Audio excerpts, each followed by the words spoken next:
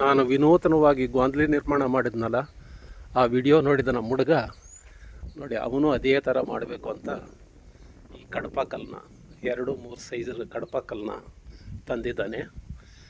ಬೇರೆ ಶೆಡ್ನಲ್ಲಿ ಬೇರೆ ಲೊಕೇಶನ್ನಲ್ಲಿ ಇವು ಯಾವ ಥರ ನಿರ್ಮಾಣ ಮಾಡ್ಬೋದು ಅಂತ ಅದರ ದೃಶ್ಯಾವಳಿಗಳನ್ನು ನಿಮಗೆ ಲೈವ್ ಆಗಿ ತೋರಿಸೋ ಪ್ರಯತ್ನ ಮಾಡ್ತೀನಿ. ನೋಡೋ, ನಮಗೆ ಬಲಗಡೆ ಕಾಣ್ತಾ ಇರೋ ಬುನಾದಿ ಸಿಮೆಂಟ್ ಗೋಂದ್ಲಿಗೆ, ಎಡಗಡೆ ಕಾಣ್ತಾ ಇರೋದು ಬಂಡೆ ಗೋಂದ್ಲಿ ಬುನಾದಿ. ಇಲ್ಲಿ ಜೋಡಿ ಬಂಡೆಗಳು, ಆ ಜೋಡಿ ಬಂಡೆಗಳ ಮಧ್ಯೆ 3-3.5 ಇಂಚು ಸಂಧಿ ಇರೋದು ಕೇವಲ ಸಿಮೆಂಟ್ ಪ್ಯಾಕ್ ಮಾಡಲು ಮಾತ್ರ. ಆಮೇಲೆ ಈ ಬಂಡೆಗಳನ್ನ ತೆಗಿಬೇಕಾಗುತ್ತೆ.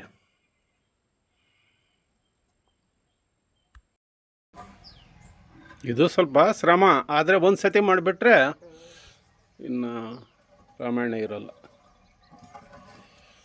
ತಗೊಳ್ಳು, ಒಳಗಡೆ ನೈಸಾಗಿರೋದು ಒಳಗಡೆಗೆ ಬೀಳೋಂಗೆ ಹಾಕ್ರಿ. ಸಿಮೆಂಟು ಕಚ್ಕೊಂಬಂಗೆ ಇರುತ್ತೆ, ನೈಸಾಗಿರೋದು ಒಳಗಡೆಗೆ ಬೀಳೋಂಗೆ.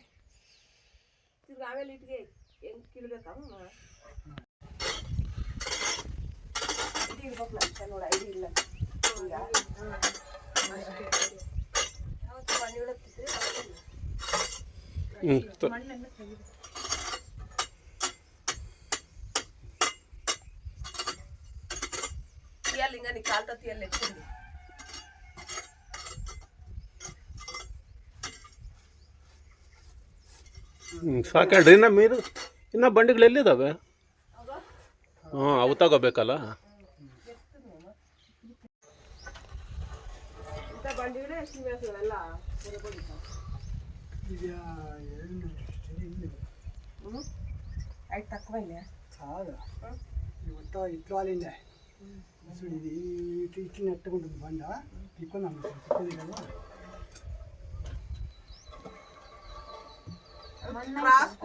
కోసే వాళ్ళు కదా టౌన్లోగా అంతే ఆడ రోడ్తో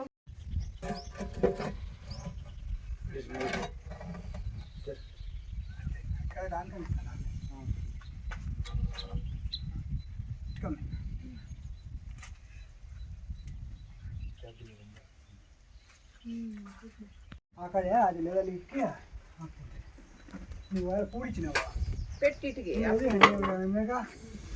ఇట్లా బా ఆకాడికి ಬಂದು ಇಟ್ಕೋಬೇಕು. ಬಿಟ್ಟು ಆಕಾಡಿಗೆ ಬಂದು ಇಟ್ಕೋಬಾ. ಸುಮ್ಮನೆ ಇಟ್ಕ ಕೂಡಿಚಿನಾವ ನೋಡಿ.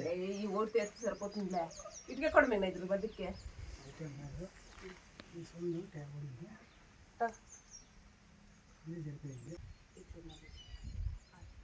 ಕ್ರಾಸ್ ಆಯ್ತಾ ఉంది. ಯಾಕೆ ನೋಕೋ ಎತ್ತಿ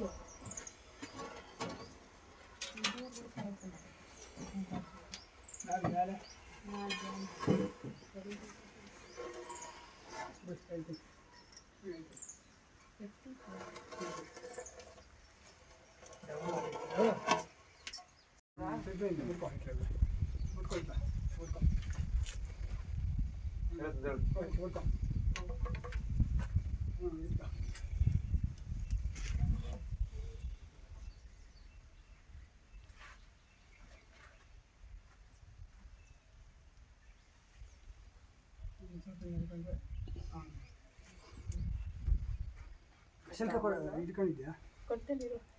ಬಿಡು ಬಿಟ್ಟು ಬಿಡು.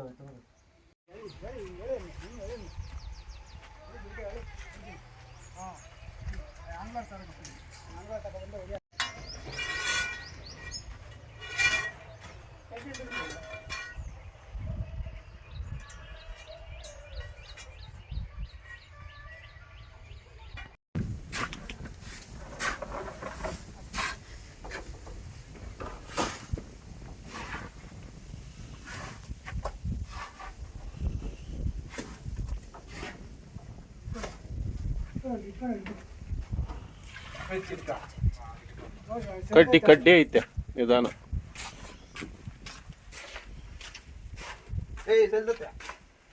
ಇಲ್ಲೇ ಇಲ್ಲೇ ಇಲ್ಲೇ ಇಲ್ಲಿಂದಾನೆ ಹೋಗ್ಬೇಕು, ಇಲ್ಲಿಂದಾನೆ.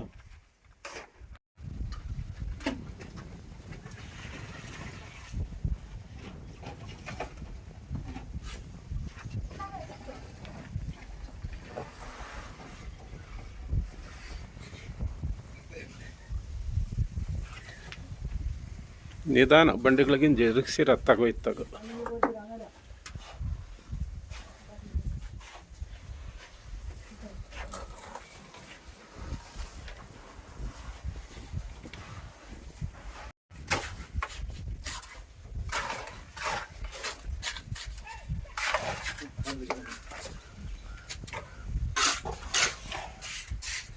ನಿಮ್ಮಮ್ಮ ಬಂದಳು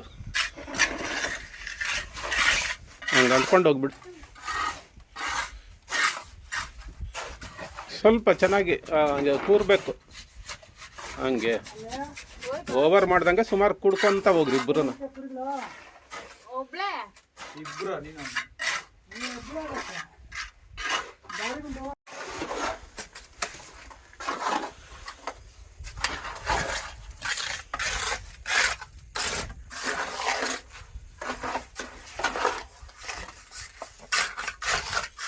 ಸಾಕು ಸಾಕು, ಮುಂದಕ್ಕೆ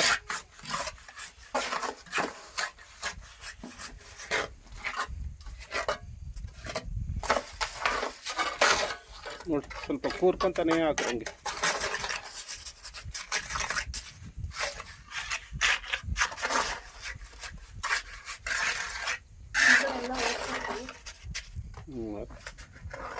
ಜಾಸ್ತಿ ನೀರ್ಗಾಯ್ತಾ?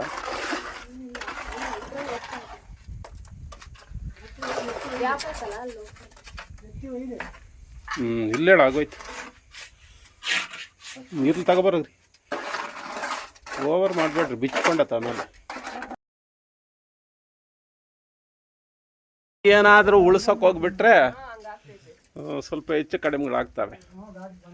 ಇವಾಗ ಚೆನ್ನಾಗಿ ಬಿದ್ದೈತಲ್ಲ ಇದು. ಚೆನ್ನಾಗಿ ಬಿದ್ದೈತೆ.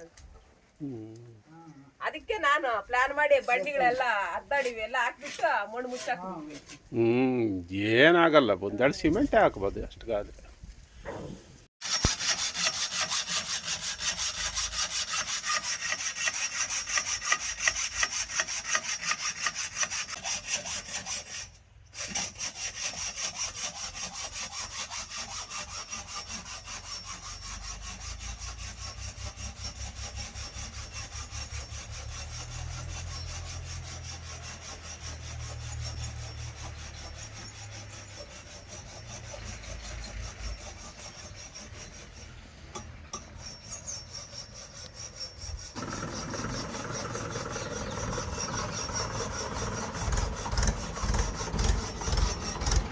ಈ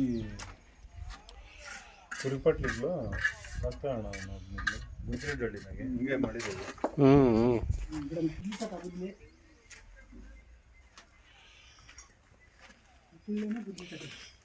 ಸಖತ್ ಸ್ಟ್ರಾಂಗ್ ಬಿದ್ದೈತಿ ಈ ಕಡೆ.